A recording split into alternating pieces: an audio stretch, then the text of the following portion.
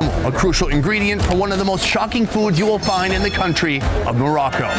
Today, I'm on a mission to uncover extreme Muslim food. It looks insane. Foods that follow Islamic dietary laws, but are so rare and so unusual, you won't find them anywhere else in the world. This one's very big. This cow must have been a heavy drinker, or at least used ketamine. And by the end of this video, I'll be coming head-to-head Holy cow. with a camel head. Always when they sacrifice, the head is sold. But first, an outlandish Moroccan breakfast featuring this, a special dried beef suspended in pure beef fat. The recipe, which takes days to complete, comes from Fez, a 1,200-year-old city and the cultural capital of Morocco. All right, folks, right here we have a whole truck full of these halved cows that are coming into this factory, and now they're a crucial part of today's very unique Moroccan breakfast. This is a 155-year-old family-run business specializing in classic Moroccan artisanal treats and Khlé. This is an ancient, iconic food of Morocco, and it starts with thousands of pounds of beef here in this factory. Let's get started. once the meat passes the quality check, it's moved to the butchering room. The fat is trimmed from the meat and set aside for later use. What really makes this dish unique is the interplay between meat and fat. Right now, they're dividing up those two macronutrients on this table, and the meat is cut into strips like this, what you see here. Boom. He does it real quick. With our meat in hand, it's time for a little seasoning, a secret family blend that they will not tell me. What I can say is this recipe typically includes the use of cumin, coriander seeds, paprika, garlic, salt, and pepper. Once coated, the beef is sent to the rooftop for the next crucial step. What I love about this factory is that it's impossible to not include the traditional step of drying the meat outdoors in the sun. Up here, there are over 1,000 pounds of beef that have been drying, and this is the final result. Let's see what happens when we take one off. You can see the texture here. I want to see if it snaps. What's it do?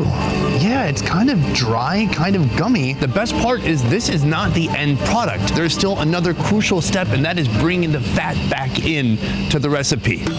Remember that fat we trimmed earlier? It gets rendered down in a massive vat, creating a rich base where that dried beef is submerged. And we have reached the final step of the khlé making process. This is where the fat and the protein reunite. So the beef is going to cook for 3 hours. What's amazing is that this is obviously a very ancient, traditional recipe, but somehow we're in this factory where they're recreating this product on a massive scale because the demand for it is just that high. It looks insane. It looks like big, thick pieces of rope. After packaging and cooling, the fat encases the meat, forming a protective barrier that locks out air and moisture, effectively preserving the meat for up to 2 years.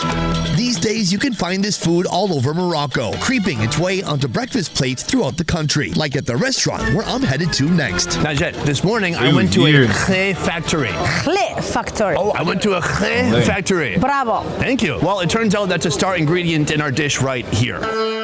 Melt the clay fat in a pan over medium heat.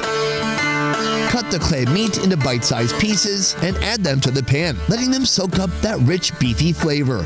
Add even more fat, then crack in some eggs. I think we have 2 dozen eggs here. There's a lot of eggs. 1, 2, 3, 4, 5. I think there's a minimum 6 eggs here. Now stir gently, letting the eggs mix with the fat and meat, creating a savory omelet, absolutely dripping with grease. That thing is amazing. We gotta just try. That is greasy.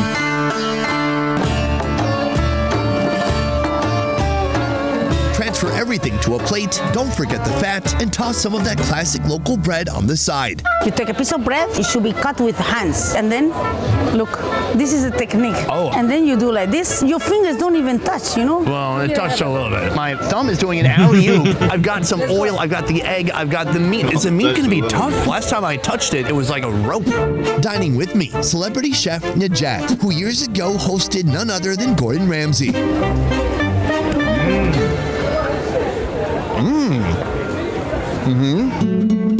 I love how it tastes. The fat has gotten in there between the muscle fibers, and it's created this unique texture of something that's partially chewy and partially full of fat and soft. I've lived in Vietnam long enough, a place where people love chewy food, that I've come to appreciate that texture, not just like Americans who like everything soft. I think if you are able to eat just a quarter, you will feel very strong and you will feel happy, and you have the fat eggs, which is Honestly, very important yeah, we for like human everything beings, correct? soft. That's right. I'm going at it. I like it. It's really addictive. No, it's very nice. Better than just eggs. It's better than any single component here alone. They work together like the Teenage Mutant Ninja Turtles. All right, I want to talk about something else. When I go to Muslim countries where people are eating all halal, you generally don't find that many bizarre foods. In doing research for this country, I did find there were many foods that, even though they are halal, still I would categorize as kind of bizarre. Yes, sir. I have a lovely camel head with the tongue and everything, Camel and the head. eyes waiting for us. Would this be considered bizarre, especially to some younger folks here in Morocco? Yes, sir. Camel, while not as common as beef or lamb, remains a cherished delicacy in Morocco. It's often enjoyed in the form of a burger patty or sausage, but eating the whole head? Well, that's for those who have completely lost their minds. Holy cow. Yeah. I don't know what I was expecting, but this is a big camel. YouTube doesn't like stuff like this, but this is food. Sacrifice. Sacrifice. With respect. And respectfully, I want to give it a little bit of a sniff. Smell animal. Yeah, it still smells like a camel pasture.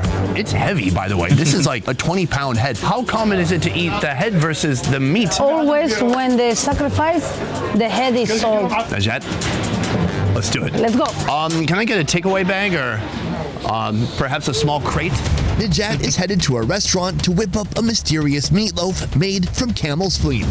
Meanwhile, I'm handling the camel head, starting its transformation into something resembling food by first singeing off its hair. All right, folks, we have our camel head right here, and we have come Yeah, you to gotta a burn off communal those thick oven. hairs. Right down here is the oven, and the guy who's anxiously anticipating my camel head. Here's the problem. Everybody in the neighborhood here comes to get their bread baked, but going in that same oven is this right here. How is it going to affect the taste of the bread? I'm not going to stick around to find out. Here we go. Here's the camel head. Oh, he just grabs it right by the head, and he's gonna go straight into the oven with it, and he shoves it deep inside into the flame. So far, it smells a bit, but it's not overwhelming yet. I'm told it's gonna take 30 minutes to burn all the way off, and then we go on to the next step. That is a big and unruly camel head. This is gonna be a long process. While waiting for the fire to do its job, I'm heading deeper into the Medina in search of more bizarre bites.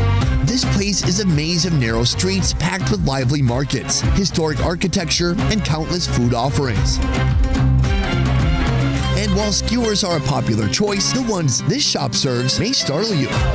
Guys, feast your eyes on that.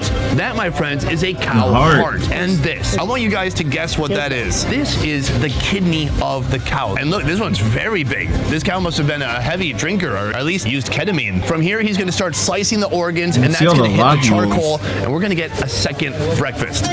Take a look right here. This guy makes quick work of these frozen kidneys. It actually is a lot easier to cut a kidney when it's kind of semi-frozen like this. Welcome, brother. Thank you. Very nice guy. Great hospitality. Here's what I love about his shop. He has seating here for about 3 people, but then inside there's seating for maybe 6 more. Not a lot of people at one time. You got to turn tables, turn them and burn them, get people fed and get them out, right? Welcome, brother. Sweet. Thank you.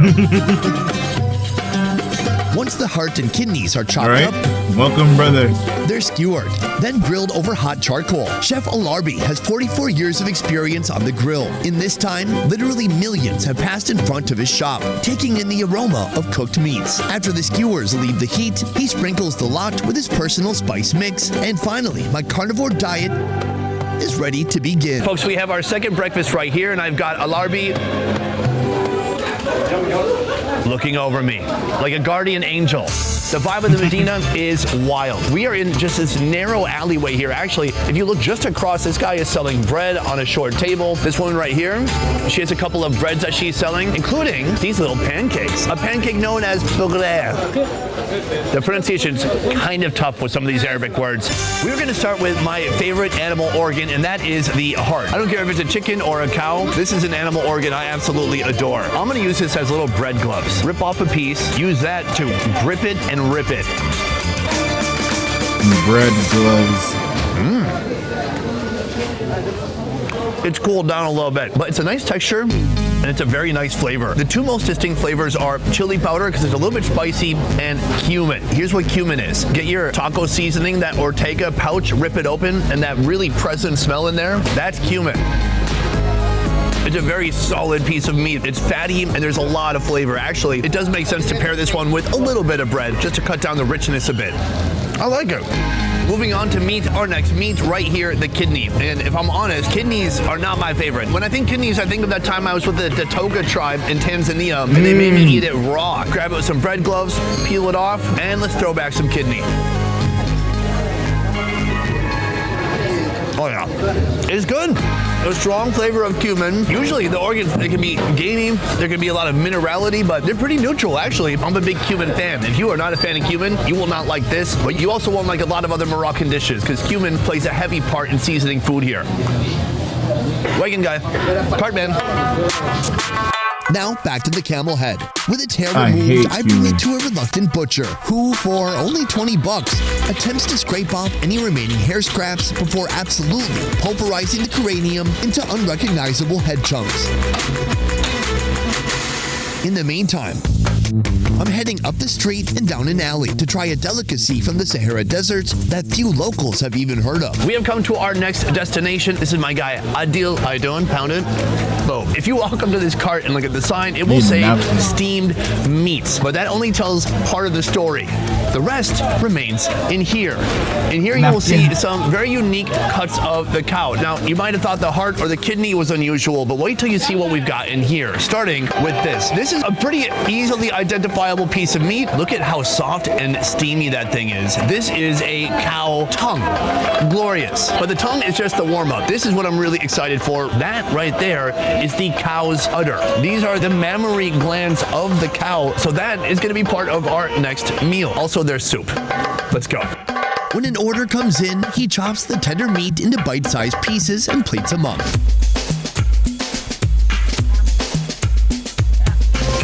The meat gets a sprinkle of cumin, salt, and chili powder for a bold kick of flavor. And to keep up with tradition, the organs are served alongside a soup made of legumes and tomatoes, some sweets on the side, and that old familiar bread. Right here we have our adventurous lunch before me. First, soup. This looks delicious. It looks thick, hearty. Okay. Heartwarming, especially on a cool day like this in Morocco. I'm gonna work my way up to the cow udder. But first we have the cow tongue, and then right here, the cow cheek. The cheek is one of the most prized parts of the cow. As with many of the foods here, you gotta get some bread gloves, grab a big load of meat, and push it on with your thumb.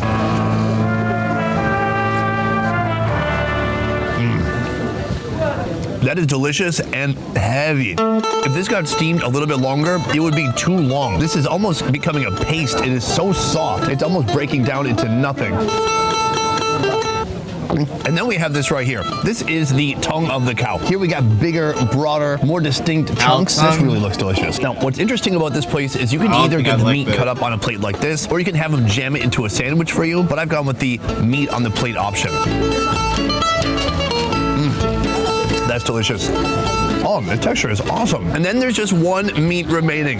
Take a look at that. This is the cow udder. It is a strange interconnected maze of tissues meant to create and distribute milk out the nipples. I'm gonna try to rip it in half just to show you how soft and tender it's gotten. Now compare that to the texture of the udder that we ate in Thailand, which was kind of tough and stretchy. This is gonna be a completely different experience, so let's go for it.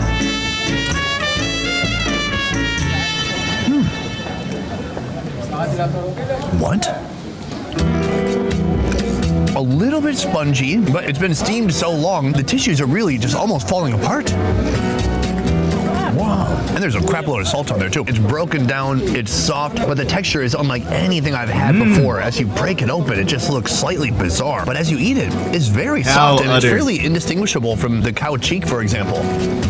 When I ate this in Thailand, it was kind of milky. It had a dairy aftertaste to it, but here, there's none of that. Well, it really just tastes like salt and cumin, because that's what they put on here. I like it. This is something new. This is also gonna be our final taste of cow, because now we're graduating up to the camel. Never even thought about eating the udder on the cow. The camel head, now broken down, heads to its final stop, Najat's restaurant. First, she seals her traditional steamer with flour paste to direct the heat to the top. The head goes in one terrifying piece at a time. After adding salt, Najat places the lid on top. Terrifying piece of the time. Once fully braised, she plates up the camel head and serves it along with salt, cumin, and paprika. At last, our ultimate bizarre Moroccan dinner can begin. Najat, you've outdone yourself. Moments ago, I was holding the whole head of a camel in my hands, and now I'm kind of blown away by what I'm seeing here. It's like a big pile of bones and skin and meat. What a glow up. But we're not going to start with this. Instead, we're going to start with this. The spleen. And inside is a planet. Whether it's your spleen or that of the camel, this organ is in charge of filtering and recycling blood. It has a nice sheen on it, like it's just been rubbed down with baby oil. Well, baby oil. I could make a joke, but I'm gonna keep it. It turns out it can also be used as a sausage-like casing after being stuffed with ground camel meat, olives, and spices. The next move is, if you allow me, to make a little sandwich for you with my hands. Please. So you split the bread in half. Ooh, and then you attack it from an angle. Yes, sir. I will remove the fat if you don't mind. Will you make some for yourself too? I will, chef. I call you chef, yeah? More of a mid-tier YouTuber. You are a human being who show the job that we do. I've got my spleen, I've got my salad. A little bit spicy if you like. And then you just eat it.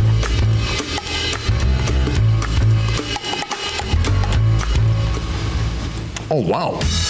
That is remarkable. There's so much flavor. I can't believe how juicy and delicious this turned out. I like it. Completely not what I expected. You know, Morocco is a country of color, flavors, and lovely hearts. It's almost like a processed meat loaf in the way that has this uniform texture. See? Yes. A big piece of bologna or something like that. For me, it's very garlicky. There's cumin, tons of animal fat. Garlic is one of the most beautiful probiotics that we need to put into our system. Well, my wife doesn't like it if I eat it raw. Listen, I have a chewing gum. What can I say?